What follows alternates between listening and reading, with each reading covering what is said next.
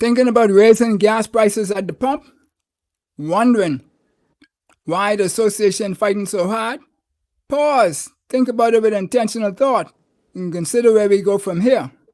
Stay tuned and hear what the Retail Petroleum Association's Bahamas. I got it all backwards because Murphy been getting in the way just now. But Vice President Vasco Bastian got to say about why the stakeholders should support going forward with their proposal. Something to think about with Dale Happy Knowles. What we think, we become. What we radiate, we attract. What we imagine, we surely can achieve. Let's change the narrative, 242. Welcome to Something to Think About with Dale Happy Knowles. And this evening we're going to have a very, very, very enlightening and lively conversation with our good buddy here, Mr. Vasco Bastian, who is the Vice President of the Bahamas Petroleum Retail Association. So we're going to have this great conversation. But first, I apologize for our late start. I had a little bit of technical difficulties. Like we say, Murphy always tries to get in the way of good things. But the good Lord looks out for us and he has a way of finding creative people. And you're going to be talking to one of the most creative persons that I know here on this 242 today. Welcome, Mr. Bastian. I must call you Mr. Bastian today. How you do? Can you hear me? Did you go out? Are you still there? Hello? Oh boy, this Murphy thing gone crazy today. Yes. Okay, what? So, once Mr. Bastian gets his screen back in order, what we'll do is we'll talk a little bit about what we're going to talk about today, and that is we're going to talk about the proposals on the reasons why the fuel is such an important thing in the Bahamas today, how it impacts our society, what's the breakdown between how the retailers are impacted, what they're doing, why they're asking for an increase, so we can get to the nuts and bolts. We don't want to just skim over it in short clips. We want to put some meat and context to this, because I think if you listen to them clearly and slowly, because sometimes we listen too fast, that we don't hear what people are actually saying. We only hear what we think people are saying. And hopefully we could drive and get the crux of the answers and the questions answered. So if you wish, you can also drop questions in the chat, and we'll endeavor to ask those as we go along. Vasco, are you back? Can you hear me now? I can hear you now, Happy. Can you hear me? I can hear you very, very, very clearly, yes. So welcome to Something to Think About. And we join our co-sponsors, Dom Dev Enterprises and Paget Investment, and welcome you. And hopefully you will have an awesome time here on the show and want to come back to do much more as we go. Well, first of all, Happy, let me say thank you for inviting me, and thank you to your listening audience for asking Happy or allowing Happy to invite me to your show. I've known Happy for a very, very long time. I don't want to reveal my age, but I'm happy to see that you're doing this type of thing, and I encourage you to continue to do well. Nothing but love and respect for you and admiration for you, young man. Awesome. Thank you. And yes, we're here because we learn from people like you. We see you out there, and we know you've been in the trenches and up and down and what have you. And if we figure you succeed, everybody should be able to succeed, because you just got that spirit that keeps everybody going. I agree. I've been in the petroleum business now going on 2 decades, so that's nearly 20 years. I always wanted to own and operate a gas station, and so nearly 20 years ago, I had an opportunity to be a franchisee with the SO brand. And, there are three major brands in the Bahamas. Is the SO brand, it's the Shell brand, which is a local brand known as Focal, which is a subsidiary of Shell, and then there's the Rubus brand, which formerly was Texaco, and they've been acquired, I think, a little under 10 years. They now changed their name to Rubus. It's owned by a French company. So I always wanted to be a part of the petroleum industry. I'm happy that I made that decision.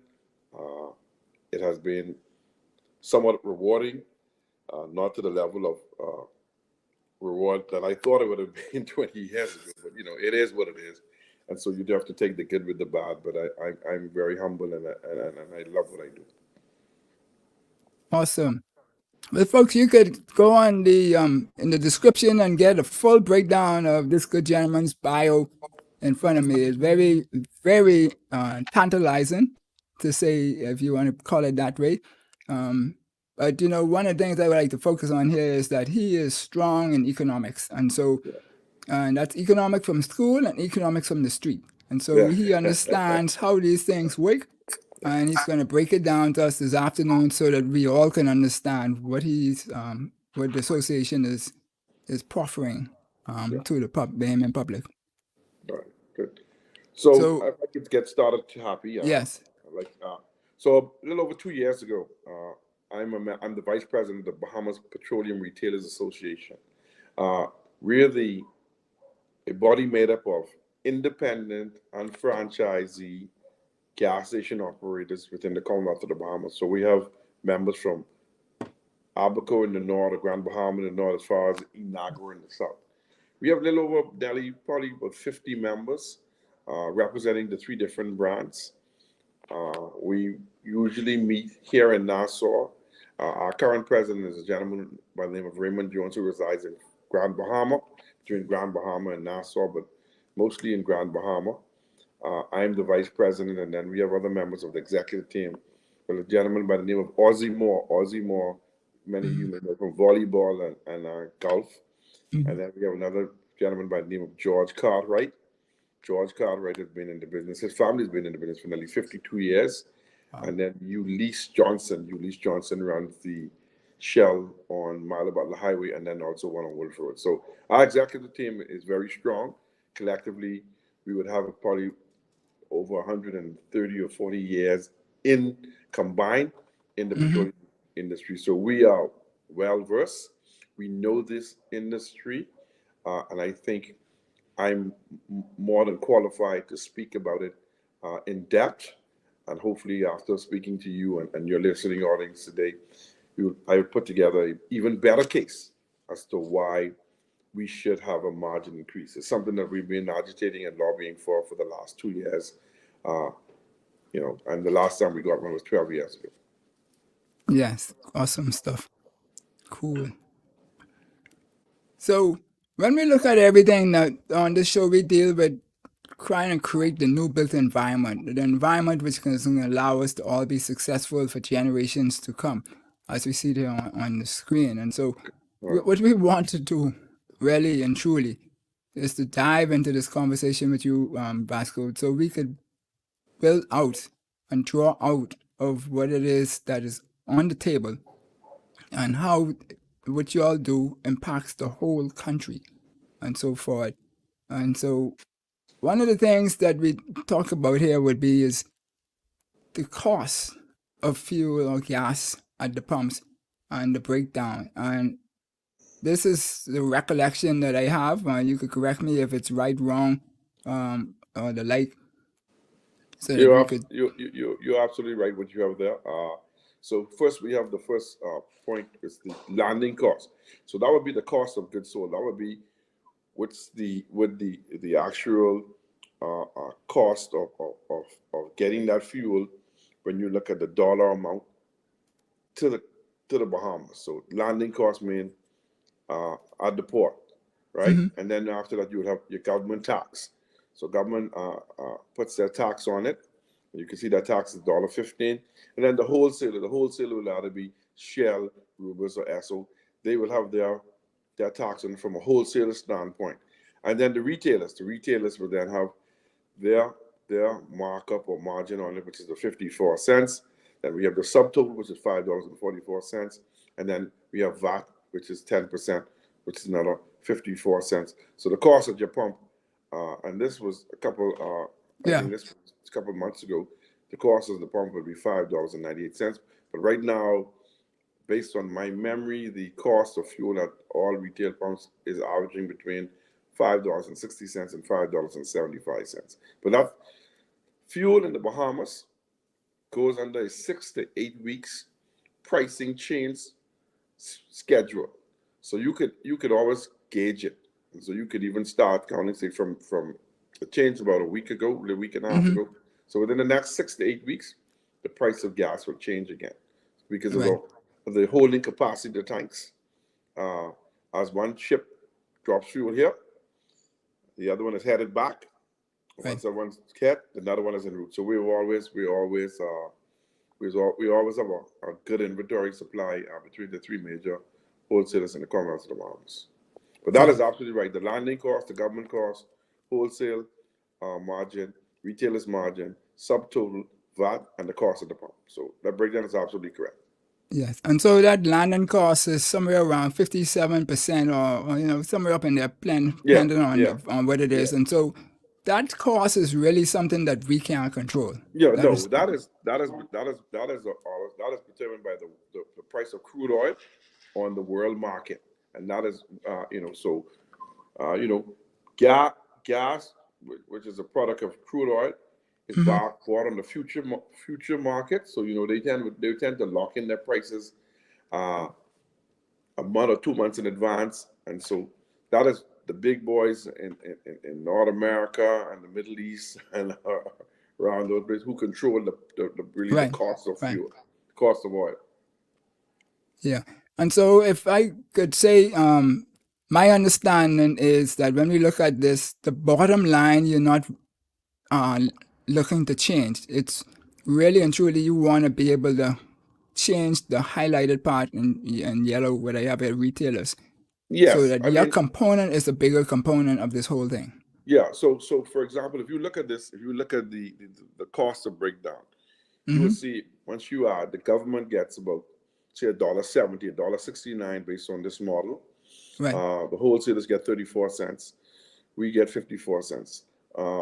We are the investors in this industry. We are the guys who would put up the $300,000 to $400,000 to acquire a franchise, and we are the guys who. So we think that we should reap the benefits of this.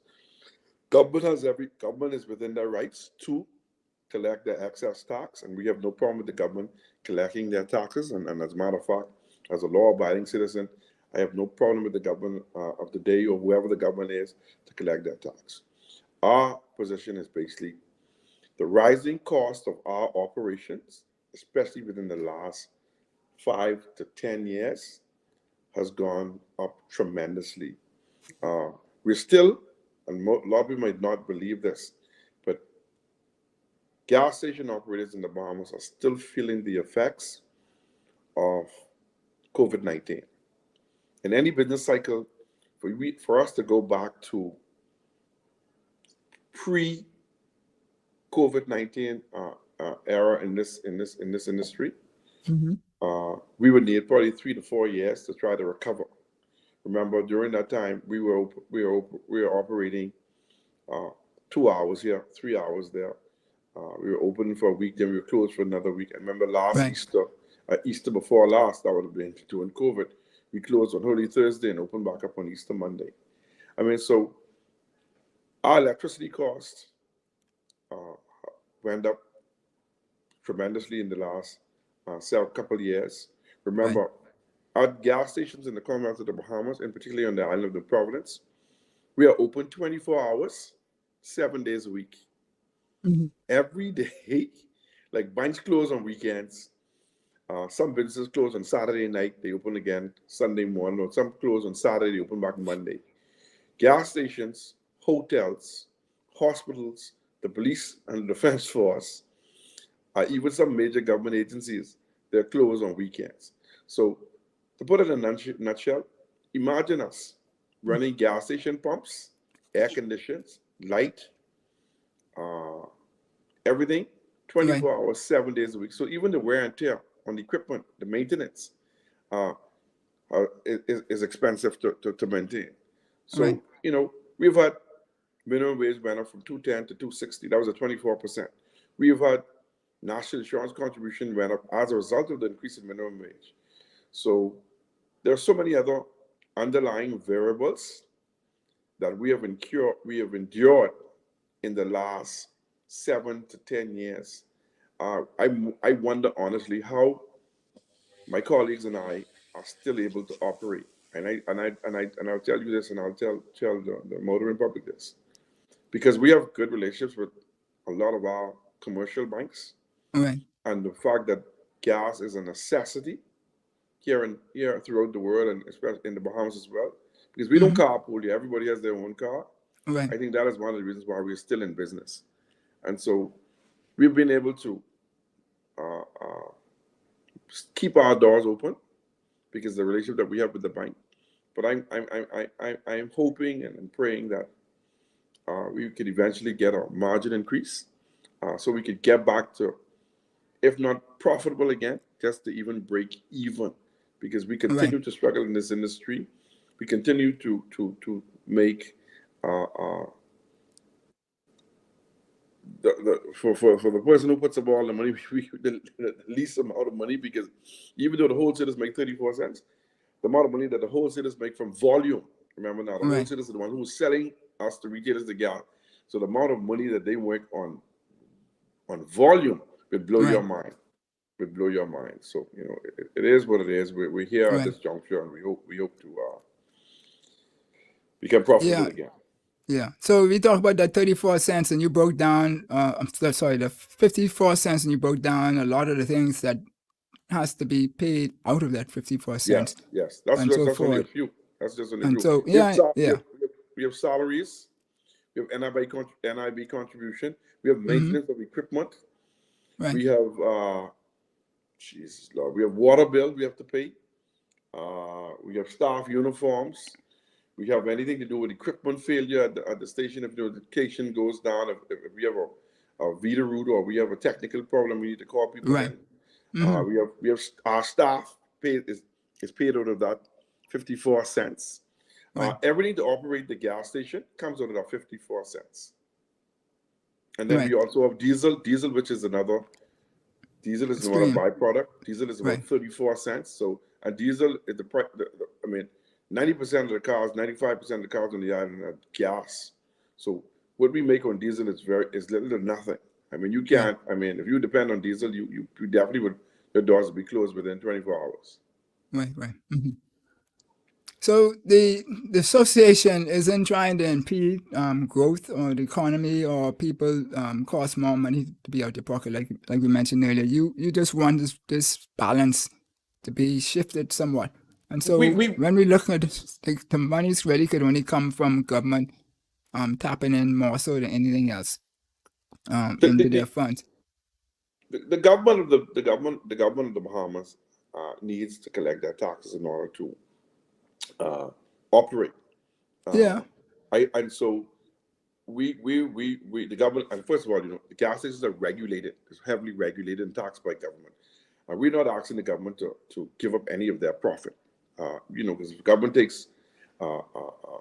a hit here, they need to go and find different revenue streams, different places. All we're asking government for, basically, happy, is to look at this model. This model has been in existence for probably over 50, 60 years or more. The current model is not working because it's not keeping pace with the rising trend of inflation, the rising operating costs of doing business in the Bahamas. And all these other, when this particular model of being a fixed margin or this particular type of tax was first implemented, you had a lot more headroom. So a lot has changed in the last 40, 50, 60 years when it comes to retail, the retail business, when it comes to the cost of doing business. Back then, probably when this formula was up, landing cost on probably fuel is probably about 75 cents or probably 80 cents less than $1. now just on this breakdown you have here, the landing cost is nearly $4. So the landing cost has gone up nearly a couple hundred or a couple thousand %. Imagine us not being able to keep pace with that rising cost. And so that's basically what we're asking the government. Yeah. Here is our issue. Yeah. Our costs continue to rise, but our margin continues to Right. shrink because our margin cannot be adjusted to coincide with our rising costs. Yeah. It's like any So business, yeah, go ahead, Happy. Sorry. Yeah. So you're asking for 25 cents. I think was the last figure you would have been Yeah, asking for, which is actually like asking for 4% 30 cents. of. We're asking for 30 cents actually. We're Yeah. asking for 30 cents. So that would have brought us up to about 84 cents. But we're at this point now, after negotiating and speaking to the government for 2 years, we'll take 25 cents at this point. We just want to be able to continue to operate our business. So we're willing to compromise even further with the government. And I must say, I must make this disclaimer on your podcast here, that the BPRA is a non-political entity. We have no political ties to any major political party. But I would go on record to say this, that the Davis administration, under the leadership of Philip Edward Davis, and his cabinet members, in particular, Minister of Economic Affairs, Michael Aquinas, and the Financial Secretary, Mr. Simon Wilson, and Simon Wilson's technical team, has been so accommodating to us. I know we might be at a little crossroad in regards to go left or go right, or where do we go from here. But I think that would now, we're in the process of eyeing that out. And I see a very, very, very clear way forward based on our meeting that we had about 2 weeks ago.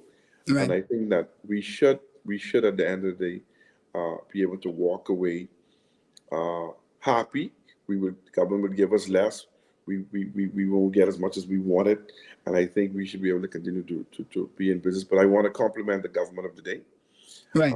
They have really, really been accommodating to us, and on behalf of all of our members and all the employees that we employ directly on the ground at all the various sites in different capacity, supervisors, stockers, pump attendants, deli workers, cashiers, I'd like to thank the government of the day for guiding us and assisting us and telling us what they could do and what they cannot do thus far. And so I'd like to thank them in advance for all that they've done thus far.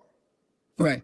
So before we get to Philip's question, one of the things is it just don't make logical sense that the government is going to allow the figure to add another to the bottom line. Something in the middle is going to have to change. And like you say, it might be a model. Hold on, Vasco, hold on. The model might have to change. And so we can touch on that in a second after we finish with Phil's question as to the model, etc. would be happening.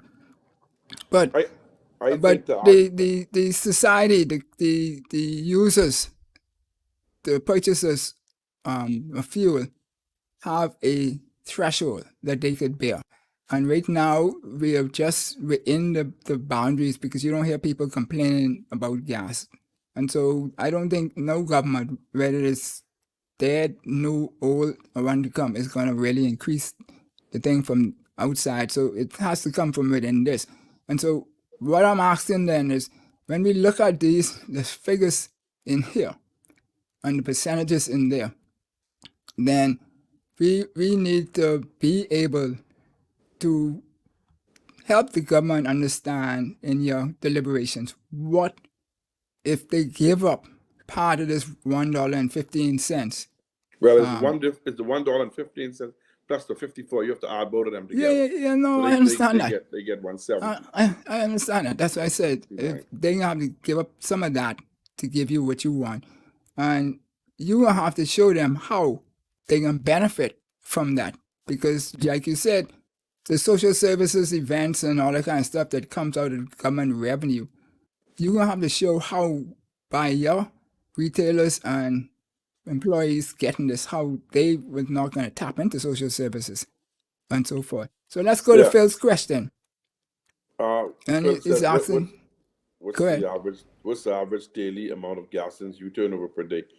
I mean, me as an individual or as the association, I think the average gas station probably would sell anywhere between 33,000 probably to 5,000 gallons probably a day, and that all depends. And that figure could go down or could decrease, depending on weather, depending on if there's a hurricane traveling, depending on if there's flooding, rain, depending on different circumstances, will determine basically how much we sell per day.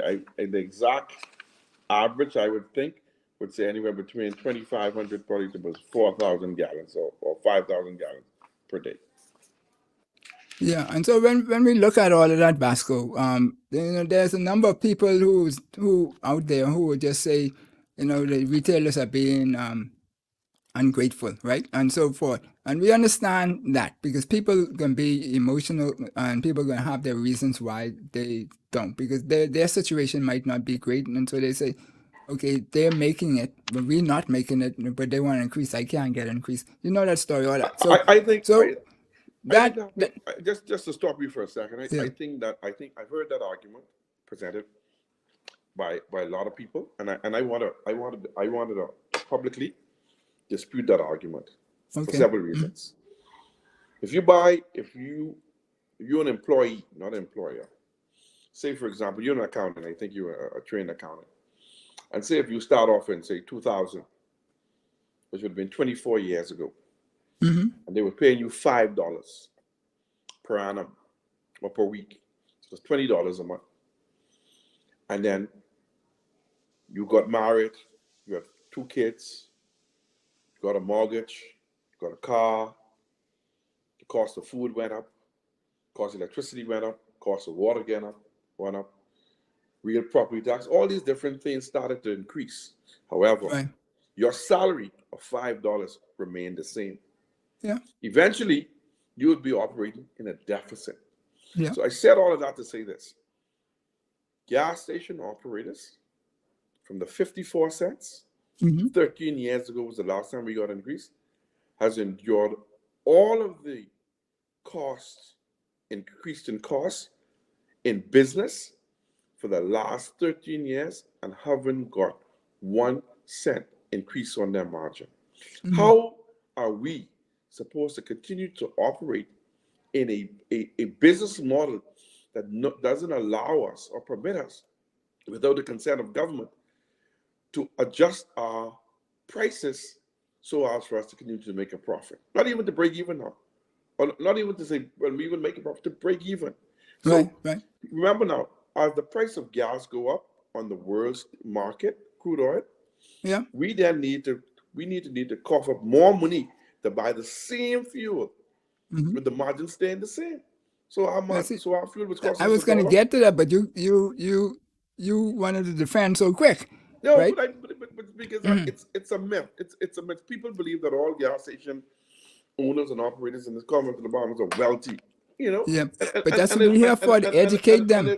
It's a myth. It's a myth. It's a myth from the pit of hell, and it's a lie from the pit of hell. And I just believe that people can understand and read more and figure out how difficult and how challenging it is to be in this business. We are challenged, but yet we go to work every day to try to provide you and your families with fuel in your vehicles, so you can go and you can drop your kids to school, you could go to church, you could go to work. That is at the cost of us. And I think it's high time in this country that we understand that Bahamian investors in this particular industry deserve to make a profit in this industry. We allow everybody to come to the Bahamas and do well. And why Bahamians? This is one of the only industries in the Bahamas controlled by Bahamians on the ground. Why should we, as Bahamians, be able to educate our children, take family vacations, and continue our philanthropy that we do as business owners in this country? Yeah. So you're in a time when a lot of things are changing, and so this is a good time for the change and for you to be creative and innovative in your approach to doing things, because this particular administration has reached out to the world seeking innovative solutions and offering products. And so we just need to translate those things into things that we do here. And so you're at the table, and that's accomplishing in a sense, because a lot of times people don't even get to the table. And so they get frustrated. And that's why I'm saying that people are saying that, about the ungratefulness. But I don't want to dwell on that. All I'm saying, that is an echo out there that you got to be mindful of, right? Then you got to help them understand why without making them feel like they're less, right? Yeah, but Happy, that comes with educating the motoring public.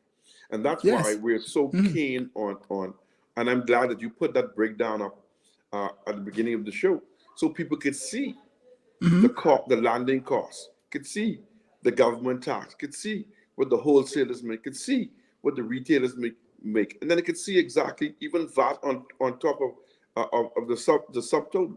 So people need to be more, the consumer, we want to educate the consumer. And I think an educated and more informed consumer will go well with even encouraging the government to give us 25 cents more that we're seeking to get. Remember now, I told you earlier, we were seeking 30 cents, but now we're going to go, we reduce it to 25 cents. And this is 25 cents over the last 13 years. No, understood. I mean, it works out to be about 2 cents for every year. So we don't want to eat up all your time on that. So let's look at the question put forward to one of our I guess viewers who anyway, it got to me, so I put it up for you. Are there fixed parameters for an increase in profit margins when there are increases in operational and supply costs? No, there are no fixed parameters in place for that, for increase in profit margins when there's so the answer to that question is no. We just have to we have to just bear the cost increase. So when operational and supply goes up, we have to bear that, and that comes from the 54 cents. So there's no parameters in place to protect us per se, or to kind of not say guarantee that we make a profit. Whereas in any other model business, for example, grocery, wholesale food supplies, or say if you own a restaurant, or say if you run in a liquor store, or you run in a pharmaceutical company per se, from retail or whatever, certain items in there, you can adjust your prices or you could add on to it. That is not permitted in our industry. There's no way for us to do that because the government say, hey, you can only get 54 cents per gallon on gas. You can only get 34 cents on diesel, and that's it. No matter how high gas goes or how high the cost of diesel goes. So it's really an unfair model per se. Yeah. So the fluctuation in gas prices have far-reaching effects on the economy, impacting the consumers' behavior, inflation, business operations, and the overall economic growth in the country. We know you are a pivotal part of our society, where you have energy, which comes from a lot of fuel, and also you have communications that need the energy. And so for those pillars, as we always call essential, are built on the foundation of what you are able to do. And as we move into the digital world, it becomes even more so, because you need energy for digital and you need fuel to do energy. And so when we look at all of that, then the BPRA is not wanting to impede, but how do we look at these components so that we can have employees? How does it contribute to building these attributes? By you moving the money to your pocket versus the government pocket, how will that become a benefit to the society and the economy? First of all, any increase that we receive, we will accept, okay? If gas station operators and owners get an extra 25 cents in their pocket, the first thing we will do, and I can speak for all of my members, we'll give a long overdue bonus, Christmas bonus, summer bonus, whatever, to our employees. More money in our pocket would then mean that we could also diversify our particular product that we usually have now, putting more money back in the economy by venturing into new businesses, increasing our employees' salaries, buying more inventory so we could sell more to the motoring public, continue our philanthropy efforts and helping more non-NGOs that we do now, but at a very small level, educate our employees, assist with their education, assist with even building new and modernized equipment at our sites, more up-to-date equipment. All of these things will have a multiplier effect, a positive multiplier effect in the economy, the overall economy, if and when we get a margin increase. So so the profit is huge for the government. We won't be able to have to go. Now I know a lot of our dealers right now. We do the payment plan when it comes to business license. But you know what it is? If you could go back 10 years ago, 12 years ago, you could go down to it was not inland revenue then, but it's business license, and you could, if your business license was $5,000 or $7,000 or $6,000, you could pay it in full.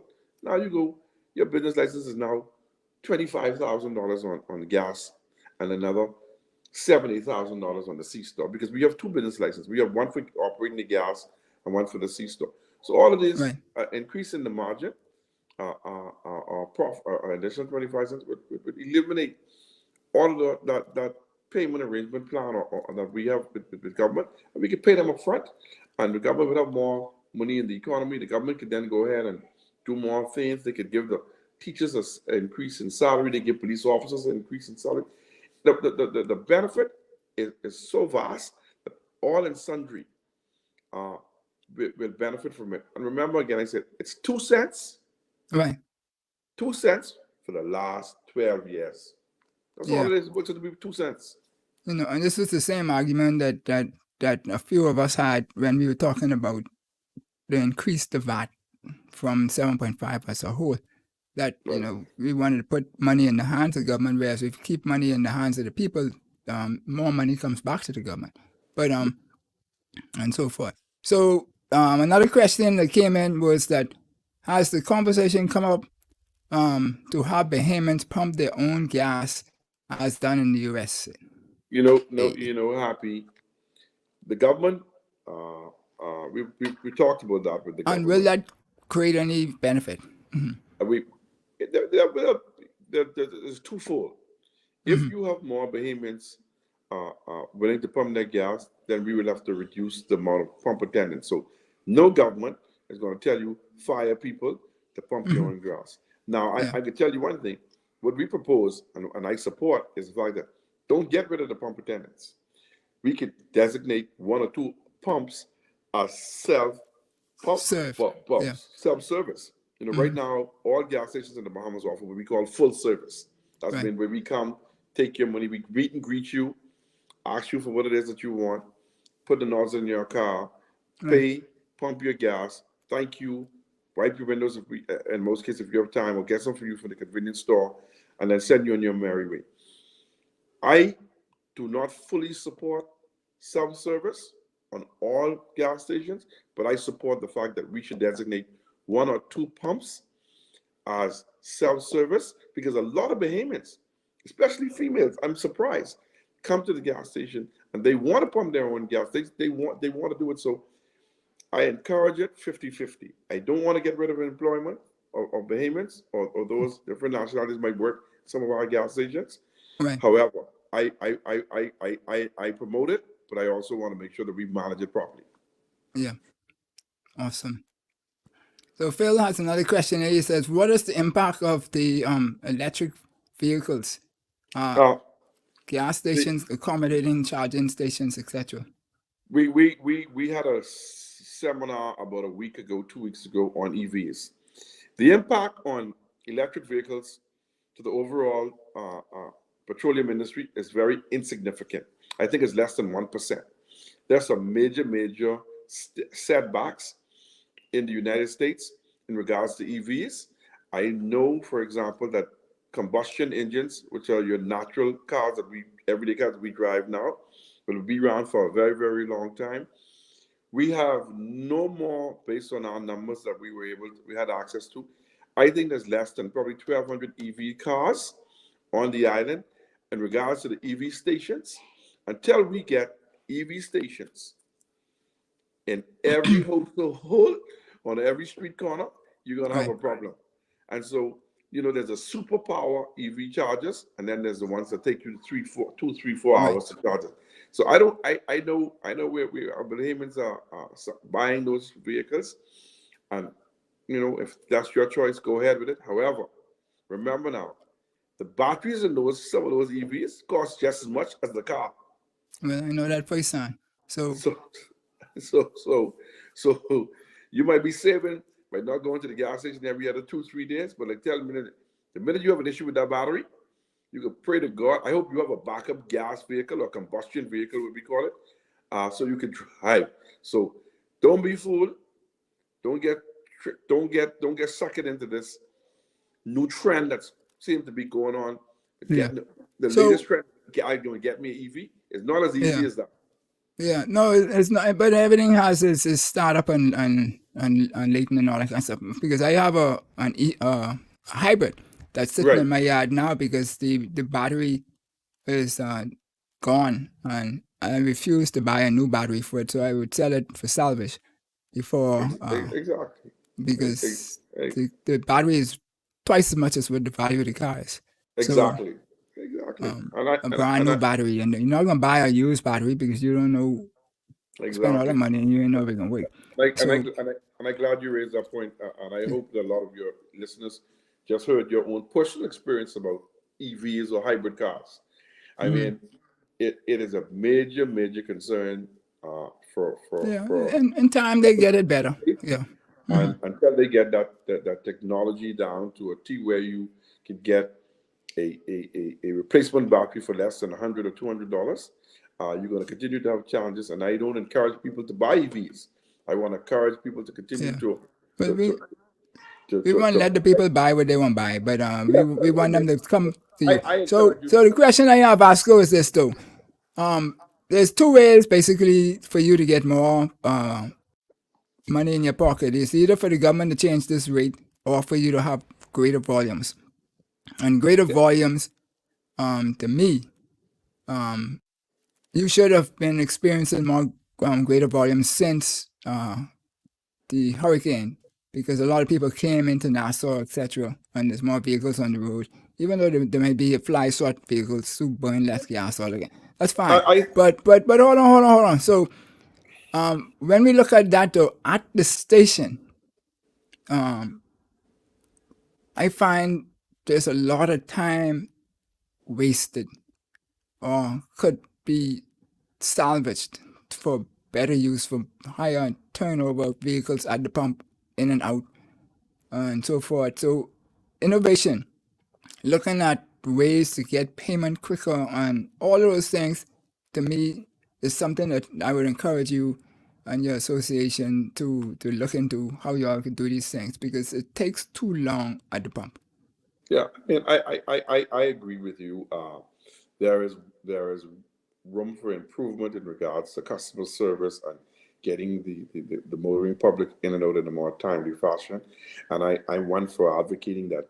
I think that all of the dispensers at all of the gas stations in the Commonwealth of the Bahamas, from Freeport in the north to Inagua in the south, they should be outfitted with the proper debit card device where you could come and put in your card right at the dispenser, and you can communicate with the lady or the gentleman inside, and get you in and out in a faster time, whether or not you're being served by a pump attendant or you decide to even come with your car and do it yourself.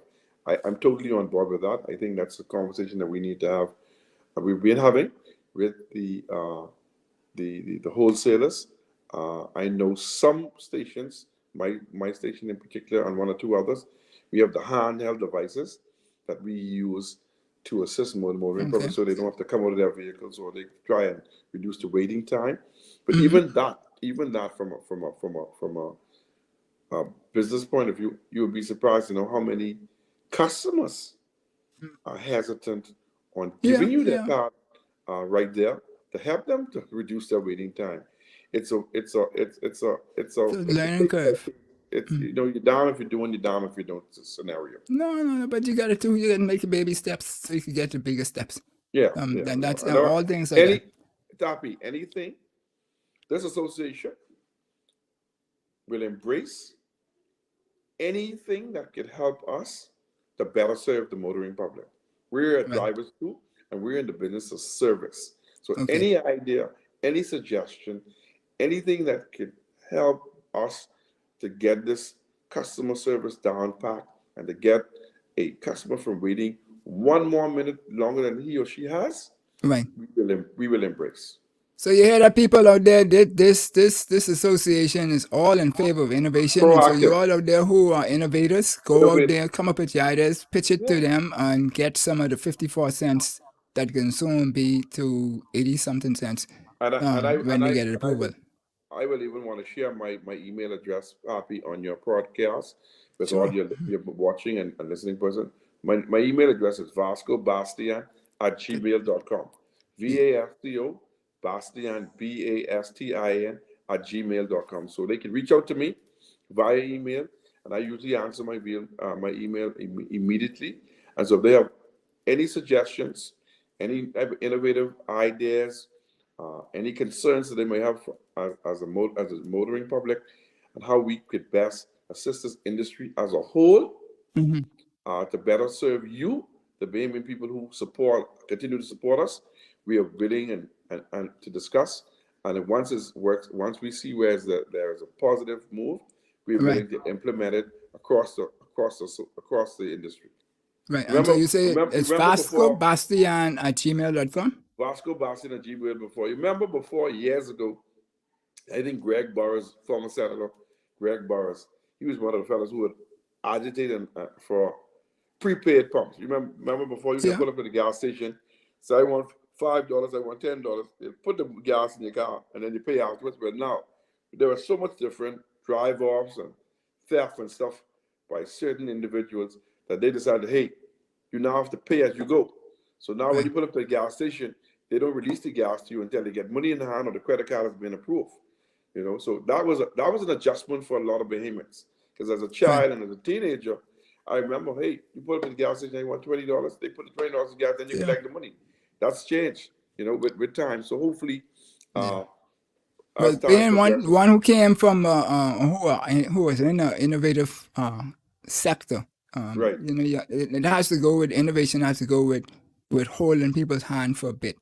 Otherwise, they can get. The people are generally afraid of technology and new things. Period. Yes. Until they get comfortable with it. So this question on the table here is how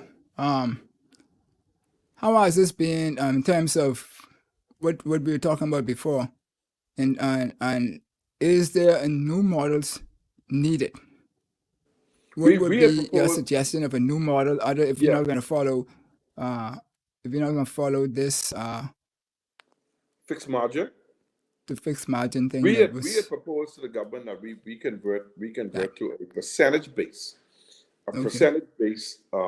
rather than a fixed margin, which would benefit both the government and us as retailers. But we wanted to implement a percentage base with a minimum cap. And so as the cost of fuel would have risen in the global market, then our profit margin would have risen. And as it decreased, our profit margin would have decreased, but it stayed at a benchmark. That was something that we looked at. That's something that we hope to implement, or hopefully the government would buy into it. And I think it would be beneficial for the government as well as beneficial for us. Remember now, the higher the cost of fuel, only one person benefits from the high cost of fuel. That is the government and the government taxes that they will collect from fuels. So it's not that the more we make more money. We collect the money, we pass it on to the government. So Right. that percentage base, I think all of the members were on board with that, and we put that forward to the financial secretary, who once again, Simon Wilson is an outstanding, Yeah. So you make your money gentleman. based on the volume, On basically. volume, Right. on volume, Yeah. on volume.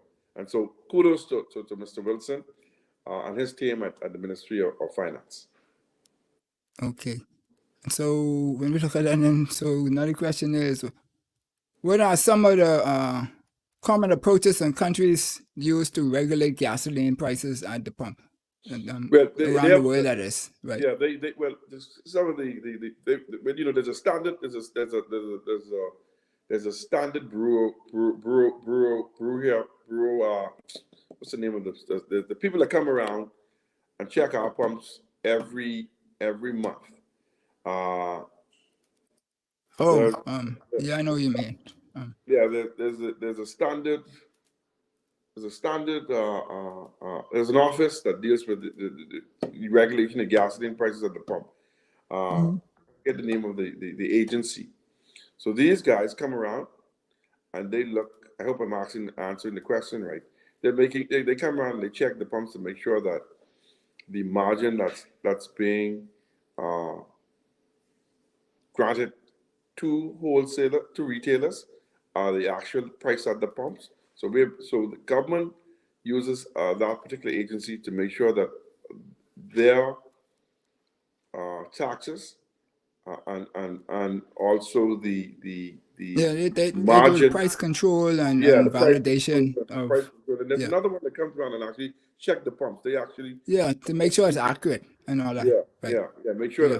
that if you get Yeah, but what other people around the world is doing, Vasco? What I mean, you mentioned that this model has been in place since King Hammer was a pin, right? Kind of thing, whatever it is. So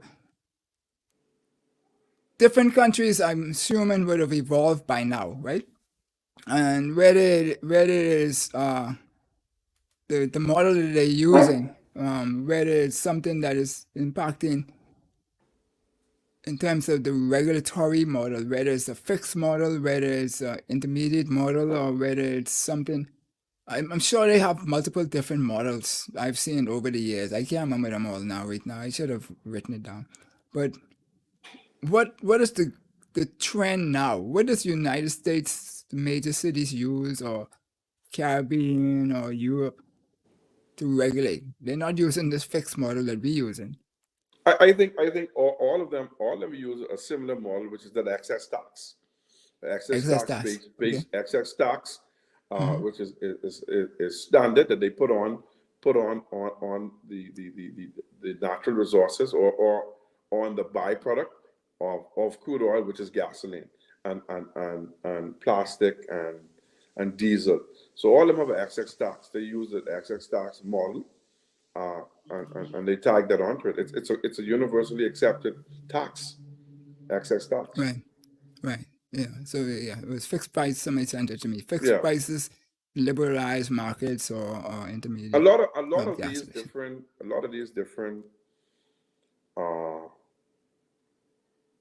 First of all, a lot of the industrialized countries, they are producers of crude oil.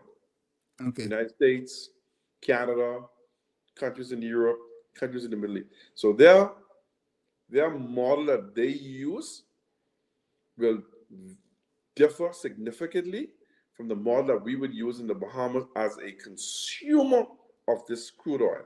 We're not producers of it. So a lot of the perks and privileges and benefits or reductions in costs that the government in those parts of the world can pass on to their citizens, we aren't able to do that because we're not the producers. We don't produce oil here in the Bahamas. Even in some of our neighboring countries in the Caribbean, like in Trinidad, and I think just about a year or two ago, even Guyana in South America, they were found oil, and I heard based on what I read, it's 3 times the quantity of that countries in Saudi Arabia. So countries like that could do a very, very minimum tax on that natural resources, whereas we can't because we don't produce it. So Right. being a producer and being a receiver is totally it's totally different, and the benefits are totally different. Yeah. So if we go back to our original question, then in terms of the whole gamut of things and how you were looking for support so that the stakeholders will basically endorse your reason for the increase. I asked a number of questions, but what would you like to add that we might not have covered that you would wish for people to know? I would like to first of all let the Bahamian public know that we are Bahamians. We are investors in this economy. The average gas station employs anywhere between 20 to 27 employees, depending on the size of your site. We also want you to know that we have not received an increase in the last 12 to 12 years. This year going to be year 13. And during that 12 or 13 years, or let's say 12 years, we've had significant increases in our operating costs. And we're asking the motoring public to put yourself in our shoes and think about it and pray about it for us. And we're asking the Bahamian people to lend their support to us in ensuring that we get an increase, a margin increase of just 2 cents, 2 cents for the last 12 years. So it works out to be about 24, 25 cents, 24 cents. But we asked the government for 30 cents originally, but we now reduce it, and we asked the government that we'll take 25 cents. So we asked the Bahamian people if they would just sympathize with us. They would ask their representative, ask the Prime Minister, ask the Minister of Economic Affairs, ask the Financial Secretary if they could give us a 25 cents increase on our current margin of 54 cents. And we will continue to support this country. We will continue to use those funds to create new opportunities, even within the industry. Right. There's certain things that we as gas station owners and operators want to do more to provide you, the motoring public, with better service. We can increase our employee salary. We can give our employees Christmas bonus and vacation and better vacation pay, and we can assist them with even in some cases buying a car or even helping them with down payment for them to get their own homes.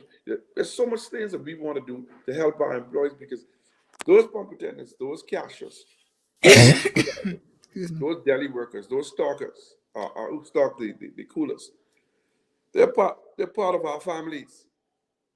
They help us to stay in business. And so we take this thing seriously. We don't want to get an additional 25 cents so we can put all our money in our pocket. No, I haven't met one gas station operator and I've been in this business nearly 2 decades, who will take that margin and put it all in their pocket. We are about helping, we are about sharing, we are about uplifting educationally our employees. So from that point of view, and I'll tell you, for the many years I've been in this business, I can tell you numerous of stories what gas station operators in this country have done, be it Esso, Shell, or even Rubens. I just tell you, for example, Junior Junkanoo has been around for about 34 years. Right. Every December, all of the Esso sites in the Commonwealth of the Bahamas, and particularly on the island of the Providence, we contribute significantly at something we call pennies at the pump to fund Junior Junkanoo. So for 35 years, 99% of the finances for Junior Junkanoo have come from Esso dealers. Then we have Focal, which is formerly Shell. The amount of contributions that Focal and Shell do in other capacities, in JA and different things to help young people. Then there's Rubus, which formerly Texaco, the amount of contributions that they make to different civic and organizations in the Commonwealth of the Bahamas will blow your mind. So collectively, this industry as a whole, we contribute in excess of $300 million to the overall economy. The overall economy. So from that point of view, we would hope and I would ask Bahamians to rally behind us, to ask our Prime Minister, to ask your Member of Parliament, to speak, write a letter, to give them a call, send them an email in support of the Bahamas Petroleum Retailers Association, because we have not received an increase in the last 12 going on 13 years. Awesome. So, Vasco, thank you, Kenny, because you wrapped that up really well. One of the things that I would encourage your association to do is the things that we discuss here on the show today, besides sharing it wide and far with your members and networks and friends, etc., but is to document the things that we highlighted and some more and expand on it so that when you sit to the table, you have a whole plan of how the government will benefit more by making this deviation. Because I think that is one of the key things that we don't do as a country, as a people, well, in pitching. We tend to assume somebody else knows or can see what we see and don't. And so then we lose the opportunity. So, I encourage you all to do that.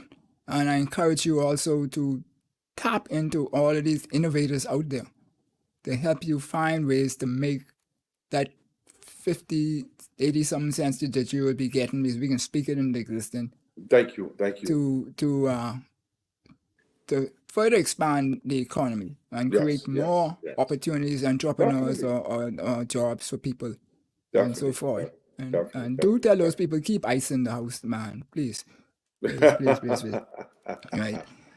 Before we go, Phil asked this question about filling absence activities needs to be articulated on a regular basis. Yes, I 100% agree.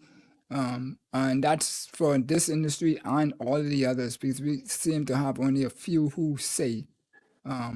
Maybe when I was at those people with the big blue, that we had a CEO who that every single one he was going to tell the people, and the revenue followed what we told the people. When we spoke a lot, the revenues went up. When we didn't speak, the revenues went down. Yeah, right? Yeah, definitely. I would take your advice. I definitely would take your advice and pass it along to the other members. I'd want to say before we end, Happy, thank you so much for inviting me. As soon as we get our margin increase, I would be happy to come back on your show to tell the motoring public that we got a margin increase and how we will plan on sharing it with them. Yes. With them and with our employees. Because it's not just about us, it's about our employees, about you, the motoring public. We want to be able to provide you with better service. We want to be able to provide you with opportunities that could reduce your stress level when you pull up to these different gas stations, be it Esso, Shell, or Rubas. But I want to thank you on behalf of our president, Mr. Raymond Jones, our executive team, and all of the operators for the various different branches throughout the Commonwealth of the Bahamas for having me on your podcast here, Happy, and I will make myself available to you once we got that margin increase. Even if I'm traveling, I will make sure that I try my best to even come on your show and speak with you. Awesome. And do share our love and affection for Mr. Jones and what you all are doing out there, because I know him a long time. But tell him I know you sound a good man, but he should have come too. But anyway. Next time, hopefully we'll do a split screen. Man. We could accommodate man. a number of people, so forth. Where cool. Even if they don't stay the whole time, right? No problem. We're here as an association to educate and to inform the motoring public on what we do and all of the benefits of this association, all the benefits of being a business owner in this country, in this particular industry. Any knowledge that we have, we're open to share it with the Bahamian people or those who call the Bahamas their home. Awesome. Yes, All thank right. you kindly. And so, Vasco, it's been great. It's been honorable, and we look forward to having you again. And once again, apologize for the late start due to these Murphy trying to get in the way. But as you've seen today with the show, there's a lot of information that we offered that we feel of value. And that good fellow out there who has devious means just didn't want us to put it out there in this space. So thank you kindly, and I'll see you soon.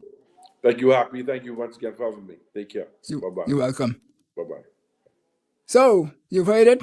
I hope you've had value from the show. If you like it, do hit the like button, share, and make sure all your friends get this, because this is powerful information that will help you understand why we need to do. And we have an ecosystem in our economy, and how one is affected, the next is. And so if we could boost up and create value for everybody, then everybody, rising tide, rise all ships. And so we'll be back next week, same time, same bad channel, to give you another conversation. And if you have a suggestion as to who we would like to be on the shows coming, do hit us up and let us know so that we can endeavor to search them out and be safe, enjoy, and have a happy Holy Week. Enjoyed the show? Then subscribe to us for more educational and inspirational content. Ring the bell so you never miss a show. Let's change the narrative 242